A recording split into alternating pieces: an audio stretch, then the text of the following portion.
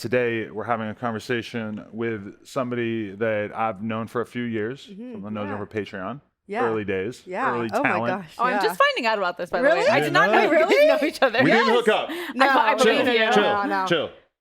I was monogamous back then. Don't worry. I don't care. Yeah, no, we just had a little chat. We did. Okay. Yeah, boobs might have came out. I can't even remember. It was a while Cami ago. Straya. Yes. Cami Straya. I'm which like, don't forget her name. I'm sure I said Strella last time, right? Probably, and I was probably way too nice to correct you. Yeah. It's okay though. Everyone gets it wrong. It's a gringo move. It's okay. Yeah, You're yeah, white. yeah. Don't you And- hate that? accept I'm it. still getting called Lena to this fucking day. I have I'm gringo your vibes. biggest fan, Lena the plug. And I'm like, fuck You're off. not a fan at all. Then. Yeah. yeah. She got a clip today from OnlyFans that said her name wrong. Yeah, they're like, here's some love promo assets. Lena the plug. It's like, From thank corporate. you so much for your work. Yeah. So, okay.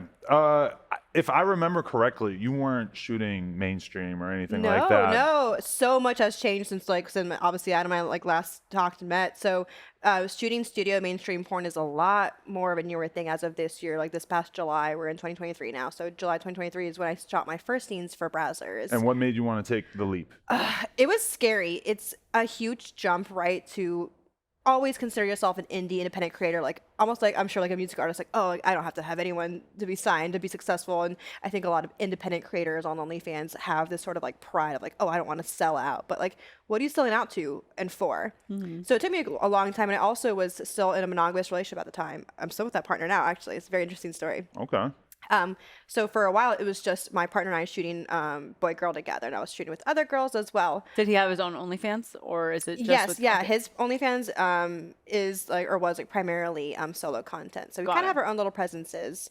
He didn't get started until he met me. So I wasn't really interested in shooting with other people or mainstream because it just didn't seem like it was something that would be ever on the table. Because I'm like, oh, of course my partner would not be like okay or let me like do that.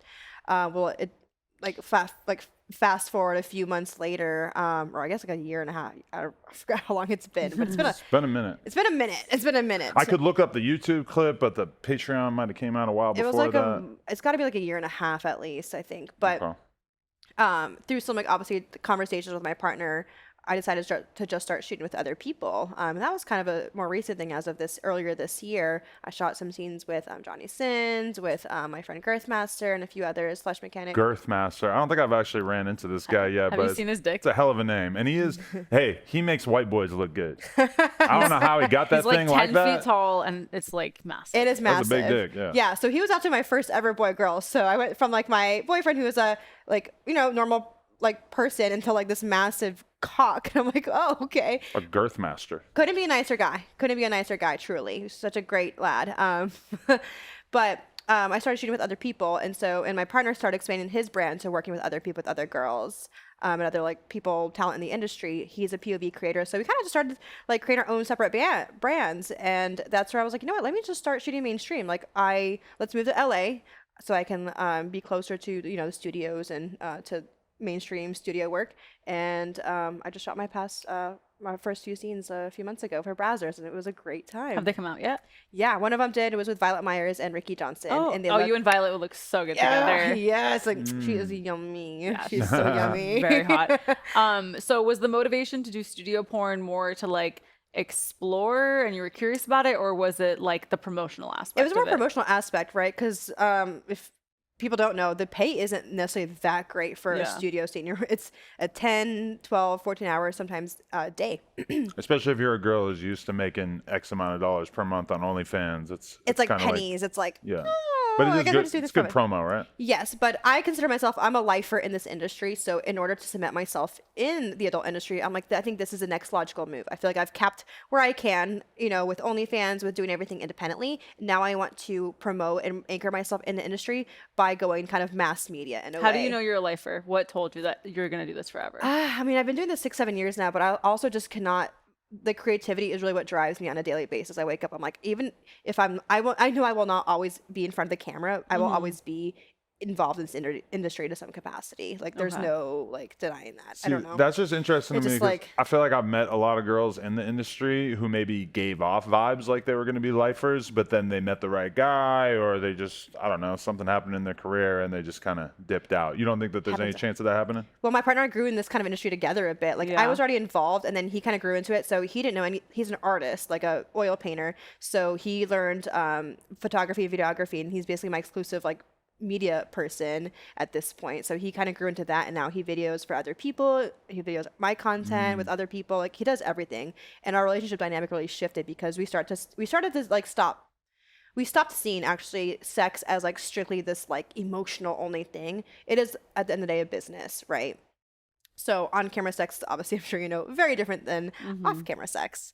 So I'm very fortunate that I'm with a partner that I feel like we will grow into this industry. He's also a creative. I'm a creative, but I also have a little bit more business savvy than a lot of other people, maybe other partners in this industry may have.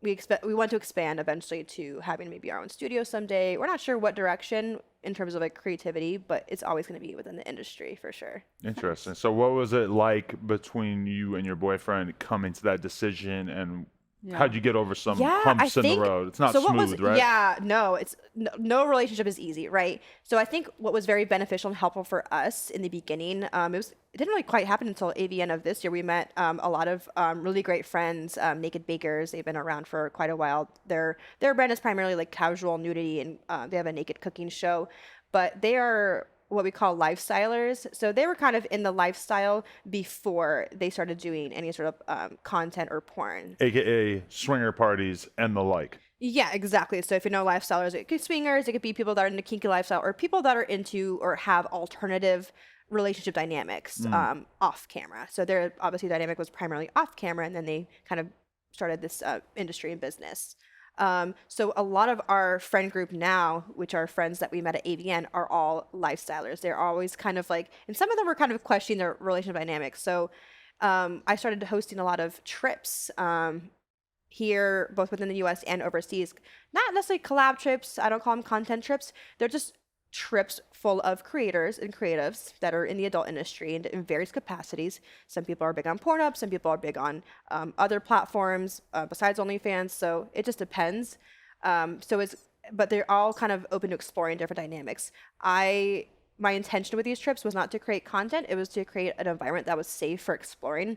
And naturally, through our friendships, we kind of just started playing with each other. Like it was just initially me with other girls, and then I was like, we did like a kind of a orgy where it was like 7 or 8 couples of us, and then like there were a few girls that were unicorning, and then we would kind of swap partners a little bit. I was like, here I am sucking some other guy's dick. Like that's not that big of a deal. Did it feel crazy doing it in front of your boyfriend for the first time though? A little bit, yeah. It was kind of weird, but I'm like, oh, well, he's having the same exact thing done to him. So it was such an equal playing field that it didn't feel like anything drastic.